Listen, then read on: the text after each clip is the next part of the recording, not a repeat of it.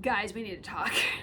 This live action adaptation is everything I could have asked for and more. The costumes, the world building, the characters, everything is perfect. All of the characters are dressed near exactly like their animated counterparts, and even characters with some differences are still recognizable. Not to mention there are these little moments that were like included specifically because these guys obviously love the show and cherish the show, and they know what like little things will make us happy, and it makes me just,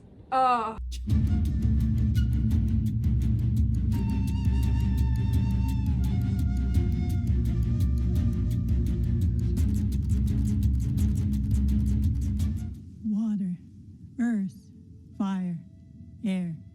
Long ago, the four nations lived together in harmony. Then everything changed when the Fire Nation attacked. Only the Avatar, master of all four elements, could stop them. But when the world needed him most, he vanished. Secret, secret, secret, secret tunnel. Yeah.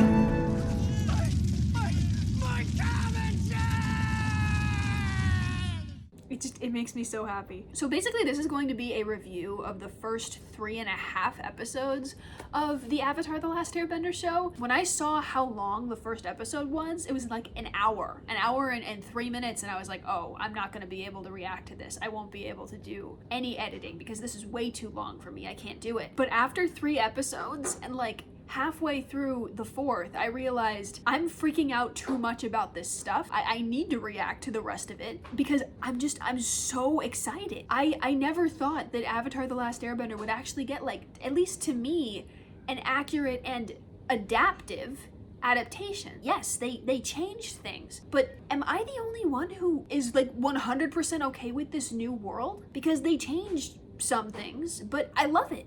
And I welcome it. So let's talk about those changes. Like how the Fire Nation killed all the airbenders. I mean, I know there were theories circling around that like not all of the airbenders were killed, because I think the biggest theory is that Ty Lee is descended from airbenders, and that makes total sense to me. I mean, they look alike, Aang and Ty Lee. But this does give us an answer. The Fire Nation killed all the airbenders because they were all at the Comet Festival. After all, it wasn't called Sozin's Comet until the massacre.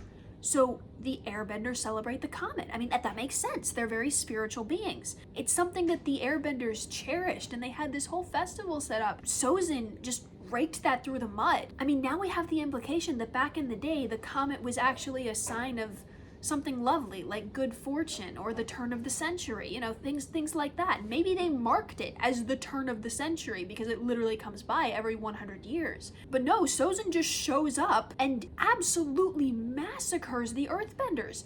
It's not something they shy away from. They start the series with that. Not to mention, this series started in the Fire Nation capital city with an Earthbender trying to get word to Ba Sing Se, and eventually succeeding, that the war was starting. I mean, this is how the Earthbenders knew ahead of time why Ba Sing Se has remained untouched this entire time for 100 years, because they knew. Also, I love that the first bending we saw was earthbending. Kind of like they wanted to prove how earthbending should be done instead of, you know, like we see you, it's great. That's great. Also, this is a show for adults. Like, this is straight up a show for adults. I have counted 1 swear word, and Sozin burned a man alive.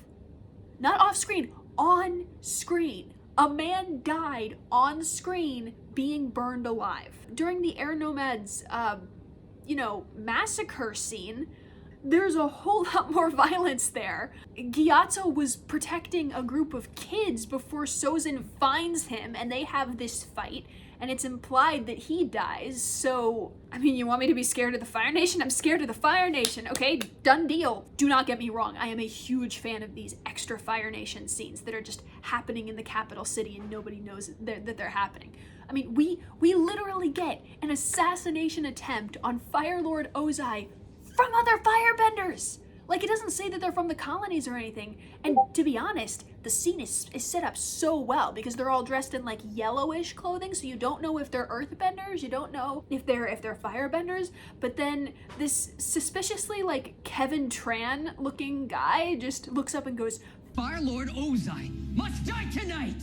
And I'm like, wait a minute, is this a coup? Are they actually gonna get into the palace? Like, what's about to happen? Even though they're indoctrinating the kids, there are some adults that see through the smoke, and I love that. But this... Isn't that right, Azula? Yes, Father. This was genius. It introduces Azula in such a cunning way, such a clever way. It shows how she and Ozai are really like birds of a feather, his favored child, and that they really are thick as thieves until, of course, Ozai gives her that letter. And suddenly there's the implication that Ozai knew that Zuko and Azula don't like each other and that he is actively manipulating them against each other. Your brother has done the impossible, just as I'd asked.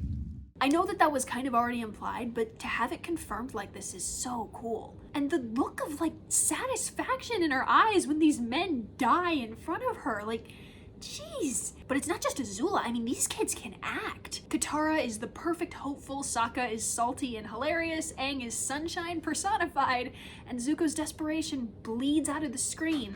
Also, Aang's grief when he sees Gyatso, that was real. I cried. I cried. Tears, real tears. And I mean, the fact that they established this wonderful relationship with Gyatso at the beginning just made it more real. I love that, like, I think in an interview it was implied that Aang's actor was actually crying over his hamster that had recently passed away, and I was just like, oh, that's really sad and really sweet. So it was actually grief for a friend, kind of. Like, I think my favorite moment so far is just Kyoshi appearing on scene, Zuko getting slapped out of the way, and then her doing this amazing, like, Avatar state, like, pulling, like, the soldiers forward with the water bending, and then using fire and air to incapacitate them, and that was so epic. That was so epic. I loved how Yukari and Suki were just like, Kyoshi's their leader, you know? Oh, it was so good. I mean, I could go on and on. I really could, but I want to keep this short, so let's keep going. The plot is intact. I mean, with a few minor changes to character arcs, almost every character and side character in book 1 is intact, at least the ones they want to focus on. The plot is definitely different, and I love the way that they changed things. They changed things a lot because they have to condense all of this material into just a few episodes, even though those episodes are pretty long. I mean, with so few episodes, a lot of animated episodes that take place in different locations are then consolidated into one. I mean, so far, I think the two best examples of this are the episodes Omashu and Into the Dark, which combine the episodes Jet, the King of Omashu, the Northern Air Temple, and the Cave of Two Lovers in what is essentially a 2-hour-long arc. And it all takes place in Omashu. The Mechanist is not desecrating the Northern Air Temple, and the Freedom Fighters are not killing an entire town. But the character arcs and the actions still kind of exist. So it turns out Teo and the Mechanist are living in Omashu while the Fire Nation, they haven't taken the city yet, is still sowing terror with bombings. The Mechanist is still a huge device for Sokka's character growth into the crafty tactician he is. Jet and Katara still have a sweet moment, with Katara remembering more than just the circumstances of her mom's death and more about her mom, which was really sweet. And Jet even teaches her what memories to use while bending water. The Freedom Fighters have this small hideout outside the city. They find out the Mechanist is a traitor, replace his newest design with a bomb, and it's up to Katara and Sokka to travel through the mailing system to reach the King of Omashu before Longshot blows everything sky high with an arrow. And honestly, it works. The way that they've weaved the Freedom Fighters with the Mechanist and the city of Omashu works, and I'm very happy with it. Meanwhile, Iroh and Zuko are also in Omashu. Aang and Zuko have this fun chase through the city that ends in Iroh sacrificing himself and Aang at the mercy of King Bumi, who is revealed at the very start. Boomy? Hello, Aang. And Bumi doesn't seem to have the same agenda as before. Also, he's nuts. Like, not quirky, like actually crazy, actually nuts. To the point that the Freedom Fighters think he's abandoned Omashu entirely. Of course, there's neutral energy, and I do think that that's what's happening here. I haven't gotten so far into the Dark, like, to know what is going on there, but if the trailers are to be believed, it will end with Bumi versus Aang. just like in the cartoon. I think they're trying to focus on the hard 100 years that Aang missed, at least with Bumi's character and how he's treating Aang. You may be 100 years old, but you haven't lived for 100 years. Admittedly, I would like to know a little bit more about an avatarless world at war with the Fire Nation. It sounds dark, sounds despairing, and it sounds interesting to me. And the inclusion of Admiral Zhao actually being on Zuko's side at this point instead of like directly competing with Zuko, even though he is indirectly competing with Zuko. He starts out as basically a nobody, and then Azula, in her jealousy because Zuko has done the impossible, basically writes to Commander Zhao, who I think is a commander at this point, and says, if we keep in correspondence, I would love to know what Zuzu's doing. And I'm pretty sure that might be how Zhao is promoted to Admiral, which is such a neat move by Azula. Zuko doesn't trust Zhao already, but this just adds like a layer to the deceit, and that's perfect for Azula, I think.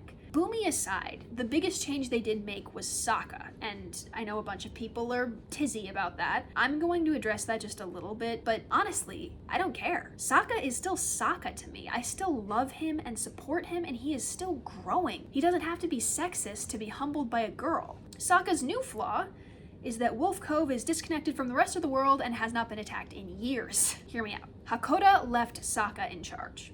He's a warrior, and he really does try to uphold that. He tries very hard. But the moment that Zuko absolutely bodies him, by the way, that fight is incredible. I'm gonna go back and rewatch this after I'm done. We realize that Sokka, while still the protector of the village, is way out of his league. I mean, we knew it in the cartoon, but here it's more prominent, I think. Kyoshi Island is similar to Wolf Cove because of their culture and uninvolvement, but Suki's insistence on what a warrior really is and what her understanding of a warrior is versus what Sokka thinks. I'm the guardian of my village too, so. You. So how are you protecting your people if you're here? That tradition has been passed down through the generations, and it is now my honor to protect this community and to uphold the values of the Avatar. That is why I'm not just a warrior. I'm a Kyoshi warrior. Makes Sokka realize he's a fish out of water, and he admits, you know what, you're the better warrior. You're obviously more hardworking and more upholding of what you believe in, and admits to Suki he's not a bender, that he doesn't know much, and he feels like he has to make something of himself. To be honest, where I'm from, there's not much call for a real warrior. I think you're a real warrior. You're not even a bender, and you're the fiercest fighter I've ever met. And I love Suki's response. What matters is not the power inside. It's the will and desire, the heart. Great bending does not make a warrior or a leader. I mean, heck, Mei and Ty Lee prove that immediately. Also, I love that they're here too. Ty Lee looks so sweet and adorable. Mei looks so just uninterested and bored while twirling her little knife. I love them. I love them. But back to Suki and Sokka. It's because they can't bend that they must strive to do these great things. Man, Sokka's out here getting warrior lessons, leader lessons, quirky engineer lessons. He's developing every other episode, and I love him so much. Currently, where I left off, Katara and Sokka are having a heart-to-heart in the Cave of Two Lovers trying to free Aang from prison. Sokka's clever, so he does figure out the trick, and Katara and Sokka's antics build to a head, similar to the fire scene in season 3 with Team Azula. I think it's cute. Like, sibling love also shines brightest in the dark. I mean, at this point, Aang is at Bumi's mercy and they're trying to get him out. We do get a nice, like, Zuko foreshadowing moment where he chooses to rescue Iroh instead of Aang. Honestly, it's so much easier to see Zuko's path to redemption. Like, I cannot wait until they address that more. I did stop right in the center of this episode, though, because I realized I was getting way too excited about it, and I want to interact with the Avatar fans who also love the show and who have also been waiting a while for this, because I mean, my expectations were so low after the 2010 movie. I can like pick apart the 2010 movie because there are some parts that I think are kind of nice, but overall the movie was terrible, and I don't care how many problems other people have with this show. I love this show. It's awakened my love of the show. I will react to the latter half of Into the Dark and every episode of Avatar going forth. However, this will be the first 40-minute episode show I have ever done, and it might take a bit. I do have a busy life. I actually am going to Japan in April. I do have to get this off first though, and I promise you'll see stuff about Japan. I will definitely film things. I don't know when Demon Slayer is coming out, so it just said spring 2024. It might not be March, and I might have more time to do this Avatar stuff. Anyway, be sure to like and comment and subscribe and ding the bell for notifications. You don't have to, but I am trying to make this a source of income for me, so it'd be super, super cool if you did. Comment below, please. Tell me your theories, tell me your analyses, tell me what you think of the new show. Tell me what you love about the new show. What are your new favorite, like, details that they've added? They even put, like, the wheat stalk in Jet's mouth, for crying out loud. Everything's so accurate and lovely, and while still being different. And I love that so much. So thank you so much for staying, and have a nice day.